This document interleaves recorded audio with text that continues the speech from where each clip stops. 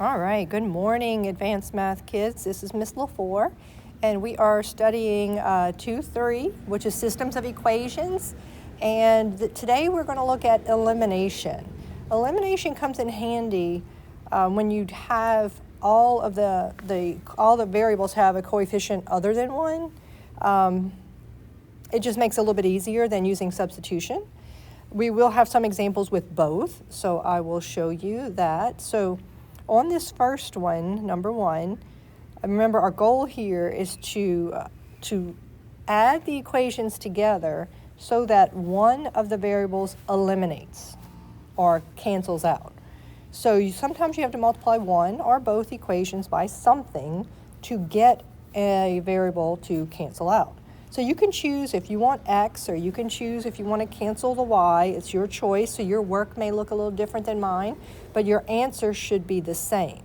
So what I'm choosing right here is I'm looking at these x's in the front, okay, and I'm noticing that if I multiply this top one, this top thing here, if I multiply this one by -2, this whole equation, then I would get a coefficient that would cancel for that x.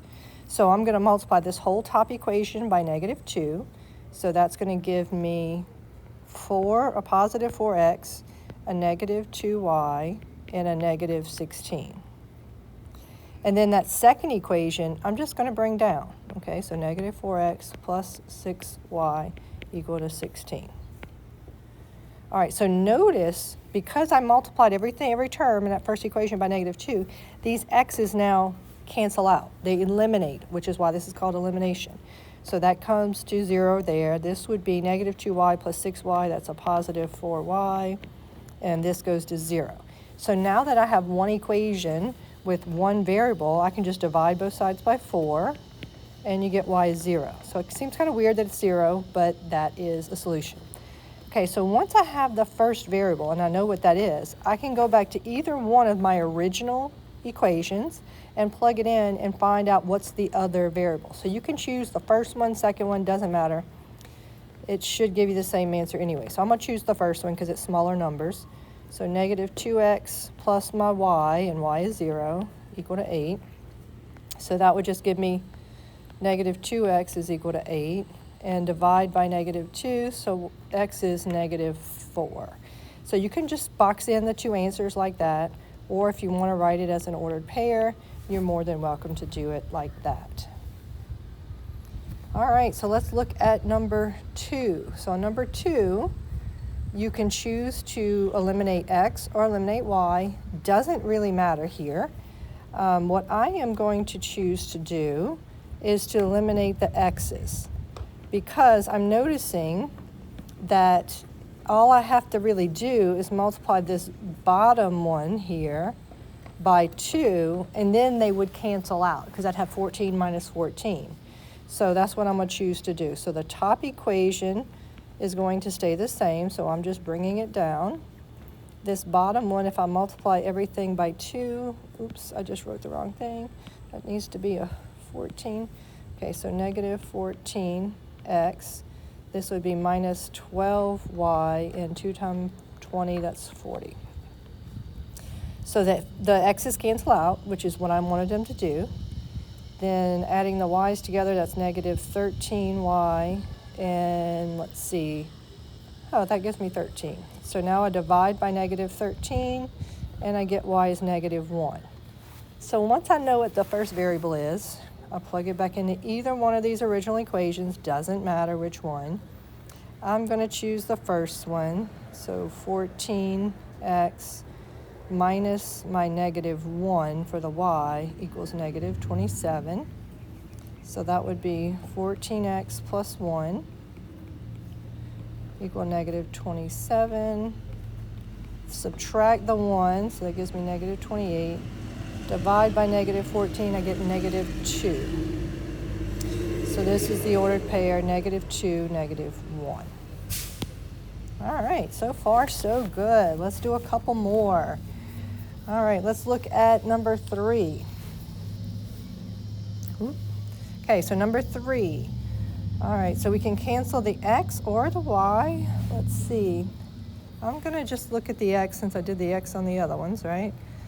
I see these are different signs. To get these two to cancel out when I add them together, I need to be 12 minus 12.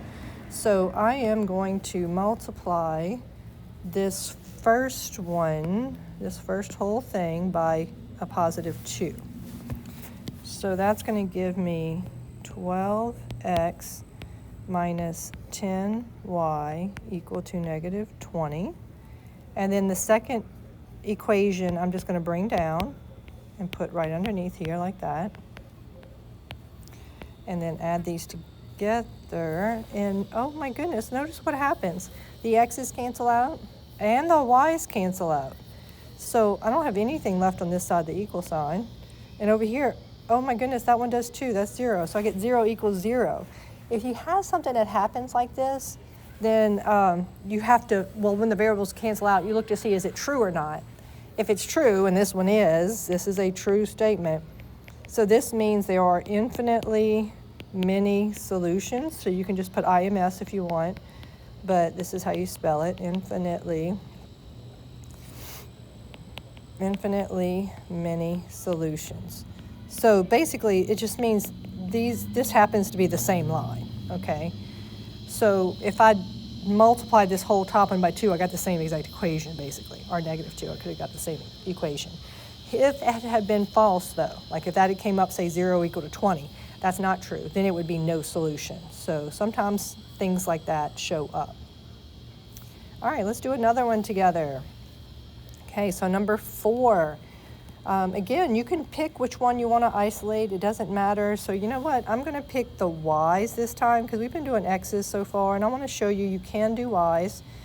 It's easier if you pick one that for some reason you only have to multiply one of them, but because like if I'd chosen the x's on this one, I'd end up having to multiply both of them by something because 2 and 3, the smallest thing they both go into would be 6, and I'd have to multiply both terms. So what I'm going to do is multiply this one by a negative 4. That way I don't have to do anything with that bottom one. But it's up to you how you want to do it, because you can still get the correct answer either way. So if I multiply everything by negative 4, this gives me 12x plus 4y equal to, oh dear, what's 23 times 4? That would be, what, 92? So this is a negative 92.